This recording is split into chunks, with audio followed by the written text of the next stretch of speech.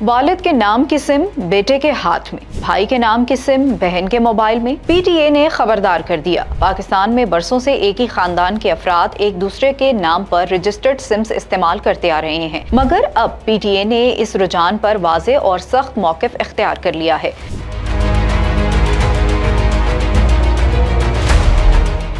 پاکستان ٹیلی communication authority کے مطابق اصولی طور پر ہر شہری کو صرف اپنے نام پر رجسٹرڈ سم ہی استعمال کرنی چاہیے، اور اس ہدایت کا اطلاق خاندان کے ہر فرد پر بھی ہوتا ہے۔ اگرچہ گھریلو سطح پر سم کے غلط استعمال کے امکانات نسبتاً کم ہوتے ہیں، تاہم قانونی سرگرمیوں کی صورت میں کارروائی اسی شخص کے خلاف کی جاتی ہے جس کے نام پر سم رجسٹرڈ ہو، چاہے استعمال کوئی اور کر رہا ہو۔ پی ٹی اے کا کہنا ہے کہ اصل مسائل اس وقت پیدا ہوتے ہیں جب سم دوستوں یا کسی نامعلوم شناختی کارڈ پر رجسٹرڈ ہو، کیونکہ ایسے معاملات میں فراڈ، سائبر کرائم اور دیگر غیر قانونی سرگرمیوں کے خطرات بڑھ جاتے ہیں۔ ماہرین کے مطابق آج سم صرف کالز تک محدود نہیں بلکہ بینکنگ، سوشل میڈیا اور ڈیجیٹل شناخت سے جڑی ہوتی ہے، اس لیے غلط استعمال کی صورت میں بے گناہ فرد بھی قانونی پیچیدگیوں میں پھنس سکتا ہے، کیونکہ قانون نظر نام پر رکھتا ہے، استعمال کرنے والے پر نہیں۔ اپڈیٹس کے لیے دیکھتے رہیے وی نیوز.pk۔